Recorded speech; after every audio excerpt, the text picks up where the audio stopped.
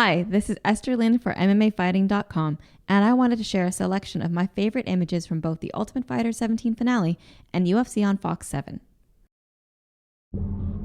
What a wild fight.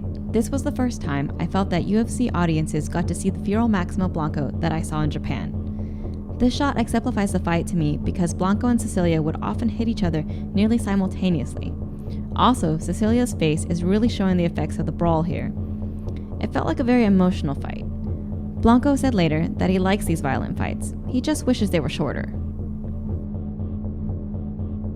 Clint Hester knocks out Bristol Marunde after 3 ho-hum rounds with this vicious elbow.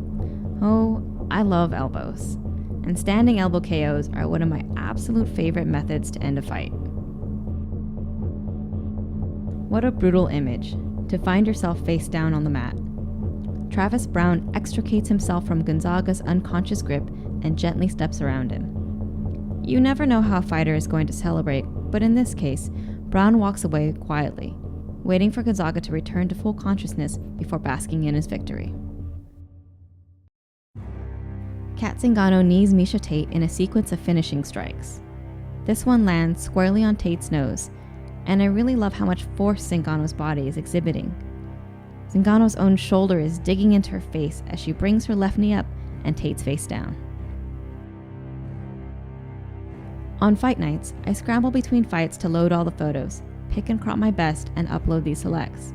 Sometimes the breaks are short, especially when fights go into the last round, so I miss things. And I missed this photo when I scanned through my images. Imagine my surprise when I did my second pass later that night. Miesha Tate's face surely looks decimated by Kat Zingano, but I assume her expression is more disinterested in what referee Kim Winslow must be explaining to her as she watches Kat Zingano walk away. After a hard battle, Uriah Faber comforts Scott Jorgensen, who for the previous 18 minutes was his foe, but before and after the fight, his friend. Jorgensen looks defeated, exhausted, and now that this fight is done, thanks to 5-round main events, they can return to their lives without the animosity of having gone to decision. At the post-fight press conference, Miesha Tate remains agitated with her perception of an early stop to her bout with Kat Zingano. Tate is a fighter, and while she would have continued to have been thrashed by elbows and knees, she would certainly have wanted that opportunity to continue until she absolutely could not. I do find that quality admirable, even if I felt like the stoppage was fine. The very next week, we're in San Jose for UFC on Fox. Weigh-ins are at the beautiful California Theater, a venue normally showcasing orchestras and operas. And here's Nate Diaz. Most fighters put their pants back on before posing if having a weigh-in with a towel, but Nate Diaz does not care. He flexes here, making everyone hold the towel up for just a bit longer. This photo violates a few of my personal rules for selection, mainly that you can't clearly see who is fighting. But there was such a lovely, sharp mix of sweat and blood flying off Masvidal's face, I had to include it. In addition to elbow KOs, my other favorite method of ending a fight is the body shot. Joseph Benavidez lands this gorgeous left hook on Darren Uenomama. Devastatingly beautiful technique. Here's the Miles Jury knockout of Ramsey Nijem. You can see Jury's knuckles digging into Ramsey's face. Then the result of that impact before Jury flies in, feet off the ground, arms stiff, eyes wide without focus or direction. Chad Mendes hands Darren Elkins his first defeat at featherweight in impressive fashion. Elkins' seated pose, arm in the air, ineffectually defending himself from Mendes' onslaught. Mendes being pried off and then gesturing for another shot at the belt. I used to take these wide arena shots at the HP Pavilion when I worked for Strikeforce. Though it looked different because we had a stage and pyrotechnics. This was the first UFC card that featured so many of the fighters fans at the HP had come to know through Strikeforce, and I felt I had to capture this. The ribbon and the screens with UFC graphics. I love the ceiling at the HP with its intricate scaffolding because of the way it catches light. And this is one of my favorite places to see a fight because it is so amazingly loud. The fans in San Jose are really great. Round of the Year candidate between Jordan Meehan and Matt Brown brought us ridiculous back and forth action from bell to bell. The fight saw both fighters close to finishing, and it was rather beautiful violence, Matt Brown at his most raw and lethal. Here, Brown punches me in so hard that the young fighter's mouthpiece goes flying. More pain, as already his right eye was sagging from a fractured orbital suffered in the opening minutes.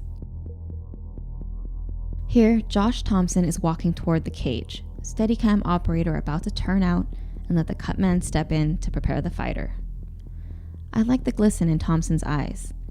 He shows in his face that he is more than ready for his return to the UFC.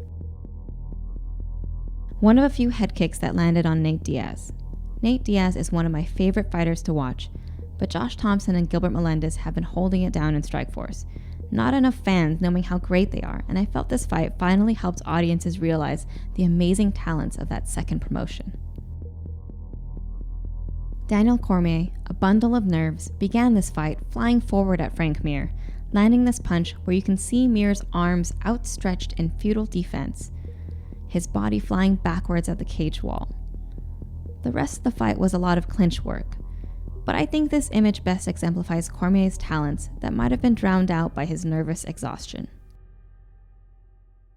While Benson Henderson retained his lightweight title, I was thrilled to see Gilbert Melendez make his challenge with such passion. For the first 2 rounds and the last, Melendez really brought it to Henderson, showing fans in the HP and at home why he was the Strikeforce lightweight champ. I've always enjoyed watching Melendez fight because of his scrambles. I love how in the second before this, Henderson had Melendez's back, and in a wonderful transition, Gilbert spins around and knees Henderson so hard he lifts his right leg off the ground.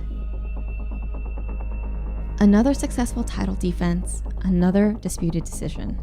And with the crowd booing, Dana White tries to put the belt on Benson Henderson, but it's upside down.